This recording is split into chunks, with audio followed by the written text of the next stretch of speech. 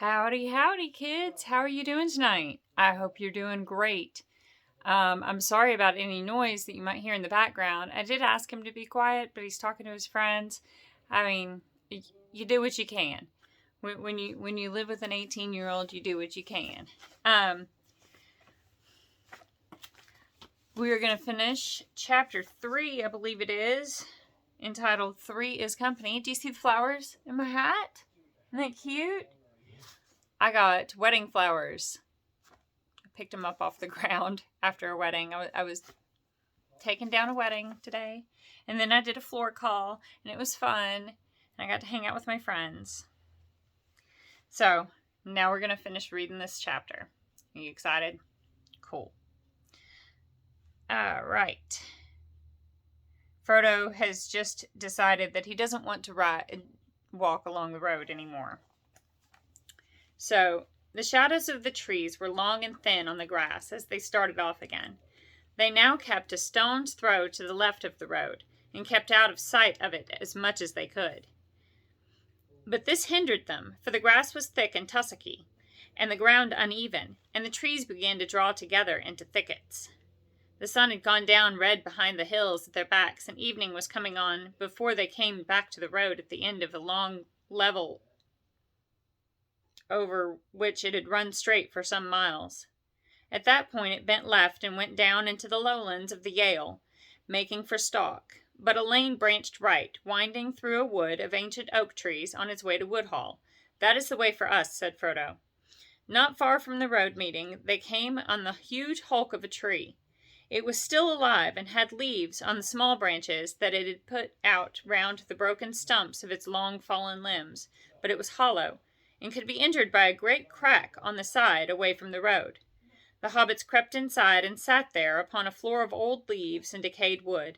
They rested and had a light meal, talking quietly and listening from time to time. Twilight was about them as they crept back to the lane. The west wind was sighing in the branches. Leaves were whispering. Soon the road began to fall gently but steadily into the dusk. A star came out above the trees in the darkening east before them. They went abreast and in step to keep up their spirits.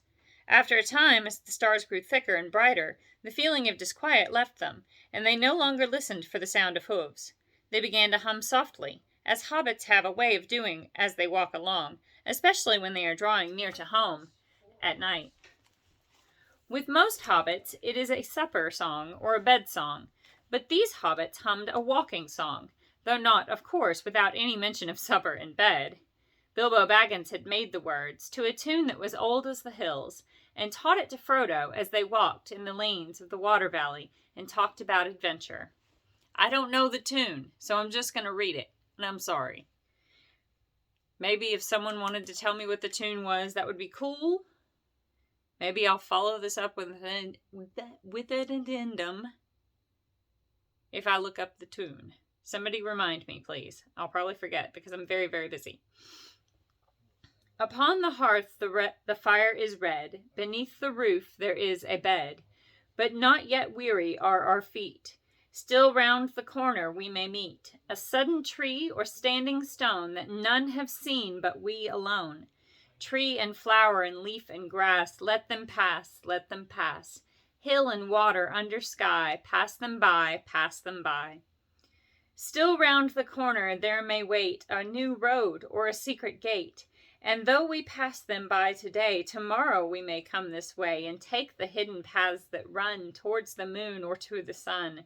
Apple, thorn, and nut and sloe, let them go, let them go. Sand and stone and pool and dell, fare you well, fare you well, fare you well. Home is behind, the world ahead, and there are many paths to tread. Through shadows to the edge of night, until the stars are all alight. Then world behind and home ahead, we'll wander back to home and bed. Mist and twilight, cloud and shade, away shall fade, away shall fade. Fire and lamp and meat and bread, and then to bed, and then to bed.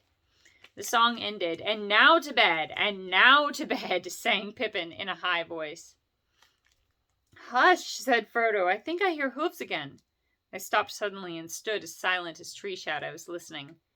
There was a sound of hooves in the lane, some way behind, but coming slower and clear down the wind. Quickly and quietly, they slipped off the path and ran into the deeper shade under the oak trees. "Don't let us go too far," said Frodo. "I don't want to be seen, but I want to see if it is another Black Rider." "Very well," said Pippin, "but don't forget the sniffing." The hooves drew near. They had no time to find any hiding place better than the general darkness under the trees. Sam and Pippin crouched behind a large tree bole, while Frodo crept back a few yards towards the lane. It showed gray and pale, a line of fading light through the wood. Above it, the stars were thick in the dim sky, but there was no moon.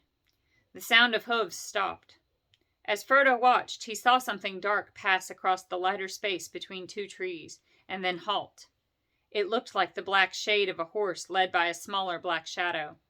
The black shadow stood close to the point where they had left the path, and it swayed from side to side.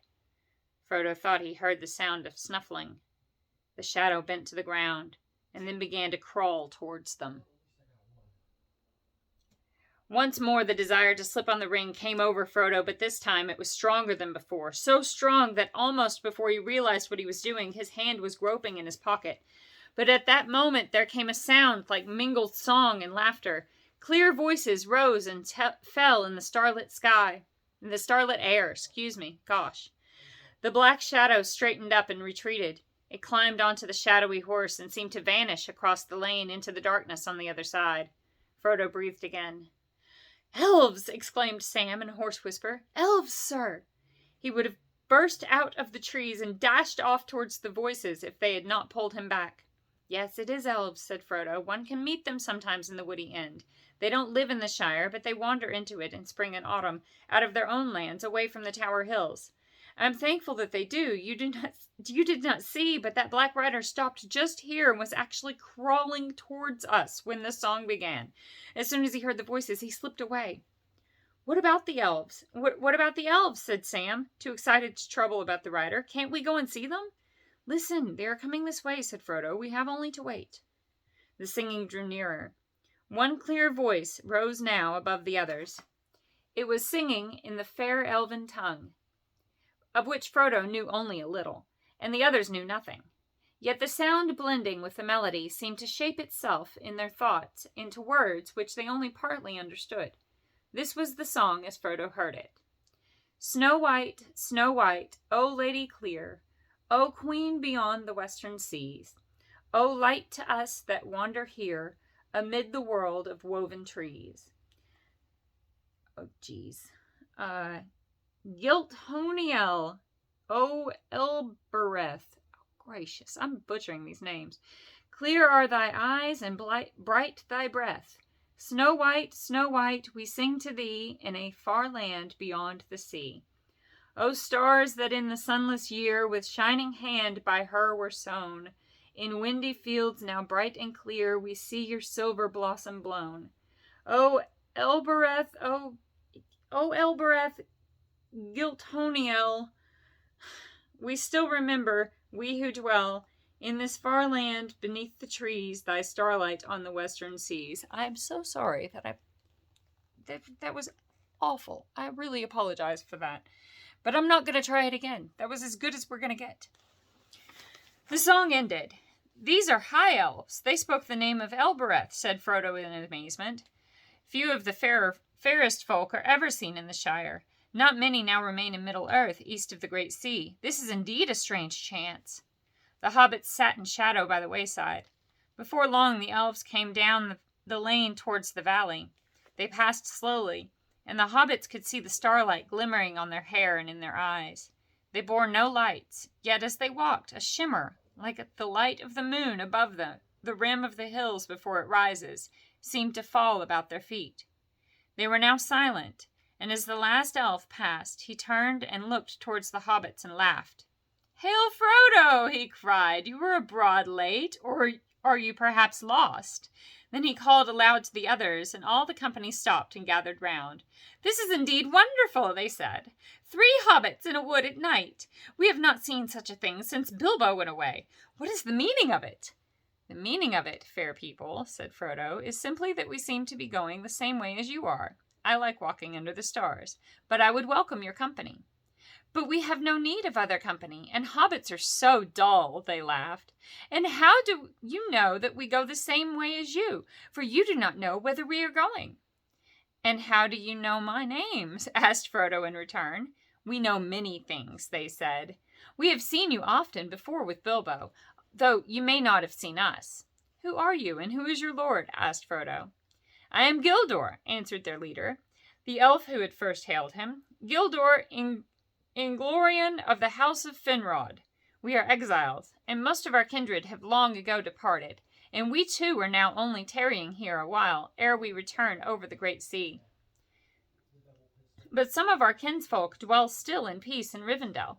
Come now, Frodo, tell us what you are doing, for we see that there is some shadow of fear upon you." "Oh, wise people," interrupted Pippin eagerly, "tell us about the Black Riders." "Black Riders?" they said in low voices. "Why do you ask about Black Riders?"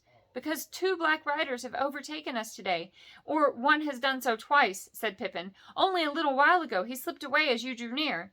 The elves did not answer at once, but spoke together softly in their own tongue. At length Gildor turned to the hobbits. "We will not speak of this here," he said. "We think you had best come now with us. It is not our custom, but for this time we will take you on our road, and you shall lodge with us tonight, if you will." "Oh, fair folk, this is good fortune beyond my hope," said Pippin. Sam was speechless. "I thank you indeed, Gildor Inglorian," said Frodo, bowing. Oh, I thought that was still Pippin, because it's the same paragraph. Dag nabbit. It was a different voice. I needed to use a different voice. Okay. "Oh, fair folk, this is good fortune beyond my hope," said Pippin. Sam was speechless. "I thank you indeed, Gildor Inglorian," said Frodo, bowing. Oh, gracious. He's speaking Elven. Let me try. Elin Sila Lumin Omentilvo.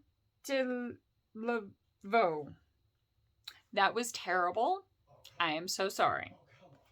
Yes, oh, come on. That was terrible. Gracious. "A star shines on the hour of our meeting," he added in the high Elven speech. "Be careful, friends," cried Gildor, laughing. "Speak no secrets. Here is a scholar in the ancient tongue. Bilbo was a good master. Hail, elf friend," he said, bowing to Frodo. "Come now with your friends and join our company. You had best walk in the middle so that you may not stray. You may be weary before we halt." "Why, where are you going?" asked Frodo. "For tonight we go to the woods on the hills above Woodhall. It is some miles, but you shall have rest at the end of it, and it will shorten your journey tomorrow." They now marched on again in silence, and passed like shadows and faint light, for elves, even more than hobbits, could walk when they wished, without sound or footfall. Pippin soon began to feel sleepy and staggered once or twice, but each time a tall elf at his side put out his arm and saved him from a fall. Sam walked along at Frodo's side, as if in a dream, with an expression on his face half of fear and half of astonished joy. Love it. Let's just take a second and think about what the face Sam was making. Half fear and half astonished joy. And what does that feel like? That had to be fun. As a character. Sorry.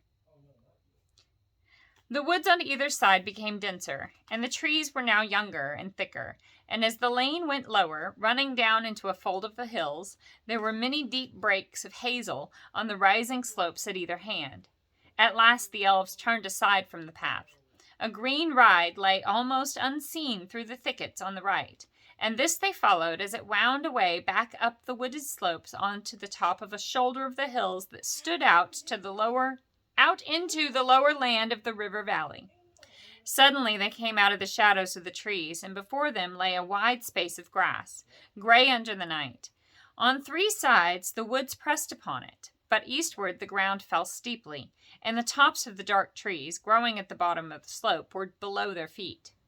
Beyond, the low lands lay dim and flat under the stars.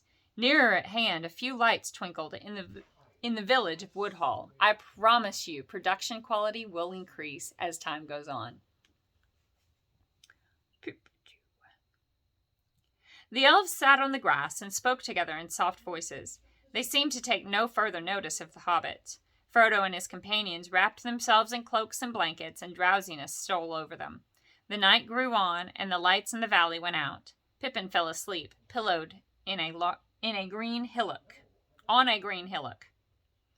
Away high in the east swung Rimaranth, the netted stars. Oh my gracious, I am just butchering all of this pronunciation of weird words.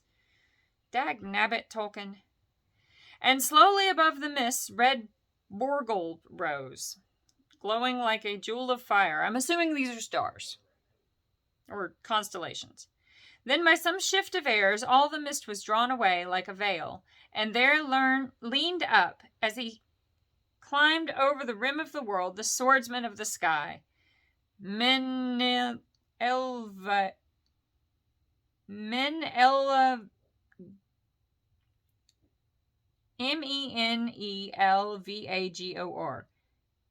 Menelvagor. Gracious. Sometimes I think that he's just toying with me. Or toying with all of us. These words are just blah, blah, blah. They're very difficult. Sometimes. The swordsman of the sky guy with the impossible name with his shining belt. I don't think we mention him again. Not to my recollection. The elves all burst into song. Suddenly, under the trees, a fire sprang up with red light. Come, the elves called to the hobbits, come, now is the time for speech and merriment. Pippin sat up and rubbed his eyes. He shivered. There is a fire in the hall, and food for hungry guests, said an elf standing before him. At the south end of the greensward there was an opening. There was a green floor. The green floor ran into the wood, and formed a wide space like a hall, roofed by the boughs of trees. Gracious. Their great trunks ran like pillars down each side. In the middle there was a wood fire blazing, and upon the tree pillars torches with lights of gold and silver were burning steadily. The elves sat round the fire upon the grass or upon the sawn rings of old trunks. Some went to and fro bearing cups and pouring drink. Others brought food on heaped plates and dishes. This is poor fare, they said to the hobbits, for we are lodging in the greenwood, far from our halls. If ever you are our guests at home, we will treat you better. It seems to me good enough for a birthday party, said Frodo. Pippin afterwards recalled little of either food or drink, for his mind was filled with the light upon the elf faces, and the sound of voices so various and so beautiful that he felt in a waking dream. But he remembered that there was bread, surpassing the savor of a fair white loaf to one who is starving, and fruits sweet as wild berries and richer than the tended fruits of gardens. He drained a cup that was filled with a fragrant draught, cool as a clear fountain, golden as a summer afternoon. Sam could never describe in words, nor picture clearly to himself, what he felt or thought that night, though it remained in his memory as one of the chief events of his life. The nearest he ever got was to say, "Well, sir, if I could grow apples like that, I would call myself a gardener." But it was the singing that went to my heart, if you know what I mean. Frodo sat, eating, drinking, and talking with delight, but his mind was chiefly on the words spoken. He knew a little of the elf speech and listened eagerly. Now and again he spoke to those that served him and thanked them in their own language. They smiled at him and said, laughing, "Here's a jewel among hobbits." After a while, Pippin fell fast asleep and was lifted up and borne away to a bower under the trees. There he was laid upon a soft bed and slept for the rest of the night away. Sam refused to leave his master. When Pippin had gone, he came and sat curled up at Frodo's feet, where at last he nodded and closed his eyes. Frodo remained long awake, talking with Gildor. They spoke of many things, old and new, and Frodo questioned Gildor much about happenings in the wide world outside the Shire. The tidings were mostly sad and ominous, of gathering darkness, the wars of men, and the flight of the elves. At last Frodo asked the question that was nearest to his heart. "Tell me, Gildor, have you ever seen Bilbo since he left us?" Gildor smiled. "Yes," he answered, "twice. He said farewell to us on this very spot, but I saw him once again far from here." He would say no more about Bilbo, and Frodo fell silent. "You do not ask me or tell me much that concerns yourself, Frodo," said Gildor, "but I already know a little, and I can read more in your face and in the thought behind your questions. You are leaving the Shire, and yet you doubt that you will find what you seek, or accomplish what you intend, or that you will ever return. Is not that so?" "It is," said Frodo, "but I thought my going away was a secret known only to Gandalf and my faithful Sam." He looked down at Sam, who was snoring gently. "The secret will not reach the enemy from us," said Gildor. "The enemy?" said Frodo. "Then you know why I am leaving the Shire?" "I do not know for what reason the enemy is pursuing you," answered Gildor, "but I perceive that he is strange indeed though that seems to me. But I perceive that he is strange indeed though that seems to me, and I warn you that peril is now both before you and behind you, and upon either side." Ooh, a picture. And it's overexposed, and, well, it's a very light picture, too. They were emphasizing, Mr. Alan Lee was emphasizing the light of the elves, which kind of makes them very hard to make out and eliminates most of the detail. But anyway, it's fine. "You mean the riders? I feared that they were servants of the enemy. What are the Black Riders? Has Gandalf told you nothing? Nothing about such creatures? Then I think it is not for me to say more, lest terror should keep you from your journey. For it seems to me that you have set out only just in time, if indeed you are in time. You must now make haste, and neither stay nor turn back, for the Shire is no longer any protection to you." "I cannot imagine what information could be more terrifying than your hints and warnings," exclaimed Frodo. "I knew that danger lay ahead, of course, but I did not expect to meet it in our own Shire. Can't a hobbit walk from the water to the river in peace?" "But it is not your own Shire," said Gildor. "Others dwelt here before hobbits were, and others will dwell here again when the hobbits are no more. The wide world is all about you, and you can fence yourselves in, but you cannot forever fence it out." "I know, and yet it has always seemed so safe and familiar. What can I do now? My plan was to leave the Shire secretly and make my way to Rivendell, but now my footsteps are dogged before I even get to Buckland." "I think you should still follow that plan," said Gildor. "I do not think the road will prove too hard for your courage. But if you desire clearer counsel, you should ask Gandalf. I do not know the reason for your flight, and therefore I do not know by what means your pursuers will assail you. These things Gandalf must know. I suppose that you will see him before you leave the Shire?" "I hope so, but that is another thing that makes me anxious. I have been expecting Gandalf for many days.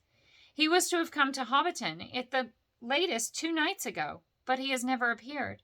Now I am wondering what can have happened. Should I wait for him?" Gildor was silent for a moment. "I do not like this news," he said at last. "That Gandalf should be late does not bode well. But it is said, do not meddle in the affairs of wizards, for they are subtle and quick to anger. The choice is yours, to go or wait." "And it is also said," answered Frodo, "go not to the elves for counsel, for they will say both no and yes." "Is it indeed?" laughed Gildor. "The elves seldom give unguarded advice, for advice is a dangerous gift, even from the wise to the wise, and all courses may run ill. But what would you? You have not told me all concerning yourself, and how then shall I choose better than you? But if you demand advice, I will for friendship's sake give it. I think you should go now at once, without delay, and if Gandalf does not come before you set out, then I also advise this, do not go alone. Take such friends as are trusty and willing. Now you should be grateful, for I do not give this counsel gladly. The elves have their own labors and their own sorrows, and they are little concerned with the ways of hobbits or of any other creatures upon earth. Our paths cross theirs seldom, by chance or purpose. In this meeting there may be more than chance, but the purpose is not clear to me, and I fear to say too much. I am gracious. I am deeply grateful, said Frodo. But I wish you would tell me plainly what the Black Riders are. If I take your advice, I may not see Gandalf for a long while, and I ought to know what is the danger that pursues me. It is not enough to know that they are servants of the enemy. Is it not enough to know that they are servants of the enemy? Answered Gildor. Flee them. Speak no words to them. They are deadly. Ask no more of me. But my heart forebodes that ere all is ended, you, Frodo, son of Drogo, will know more of these fell things than Gildor and Glorian. May Elbereth protect you. But where shall I find courage? Asked Frodo. That is what I chiefly need. Courage is found in unlikely places, said Gildor. Be of good hope. Sleep now. In the morning we shall have gone, but we will send our messages through the lands. The wandering companies shall know of your journey, and those that have power for good shall be on the watch. I name you elf friend, and may the stars shine upon the end of your road. Seldom have we had such delight in strangers, and it is fair to hear words of the ancient speech from the lips of other wanderers in the world. Frodo felt sleep coming upon him, even as Gildor finished speaking. I will sleep now, he said, and the elf led him to a bower beside Pippin, and he threw himself upon a bed and fell at once into a dreamless slumber. That is the end of chapter 3. I hope you've enjoyed it. I love you. Have a wonderful day, a wonderful whatever, your next 24 hours until I see you again. I love you. I hope you're awesome. You're always awesome, but I hope you feel awesome. I hope you feel as awesome as you are. Have a great day.